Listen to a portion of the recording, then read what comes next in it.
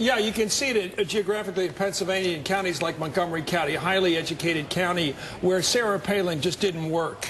Sarah Palin scared the bejesus out of a lot of pro-choice women in that state. Is that all right to say the bejesus? I don't know. I that's always say on a that. mild scale right now, pending a Supreme Court ruling. Okay, well, let me continue here, even though I said that.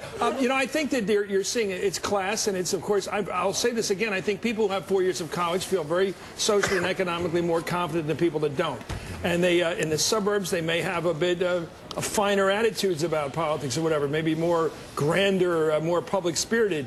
But I'll tell you, there's a lot of people in Western Pennsylvania, and we'll see this when we go to the entrails, are pro-gun, pro-Second Amendment, pro-life. It's going to be very tough out west in Pennsylvania as we get the information. I'm waiting to see the results in Jack Murtha's district. I'm waiting to see the results in Kanjorski's district up in Luzerne County. It's going to be really tight there. Now, Eddie Rendell has been able to win that state by winning in the southeast and in Allegheny County. But I'll tell you, the culture of this country, you can look at this half full, half empty. Some people are ready for change, and change is a good word for it.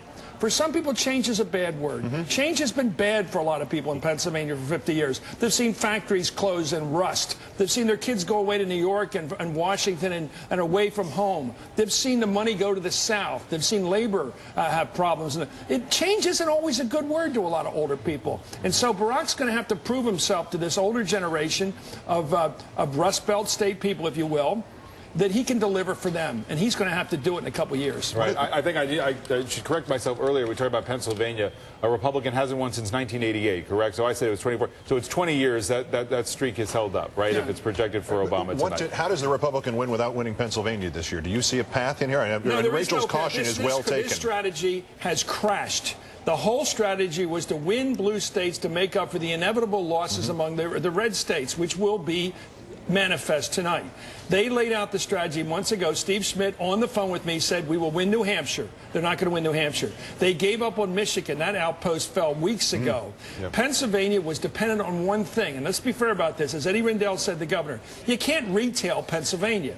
It's part of the national pool. As long as the water line was so low for them nationally, they weren't going to make up for it by shaking 10 million hands in Pennsylvania. And so they tried very hard, and he gave them credit for that.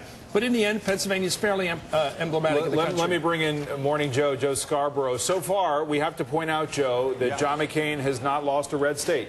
No, he hasn't. I want to follow up with Keith's question here. Are you ready for this? Write this down. Yep. The thread becomes thinner and thinner by the second. Okay. Keith, if you hear John McCain losing Indiana, or Ohio, or Florida, or North Carolina, or Virginia, or Missouri, or Nevada, or he can pick New Mexico or Colorado. If he wins one of those two, the thread snaps. If he wins those states on either New Mexico or Colorado, he's at 270. If he loses one of those states, Katie, bar the door, it's over. The thread snaps. That's what happens when Pennsylvania, what I've called fool's gold for Republicans for 20 years now. It is. It's fool's gold. They think they're going to win the suburbs of Philadelphia every 4 years. They're not going to do it so long as the epicenter of this party is in the southeast. So that's where we are right now. The thread very thin at this point.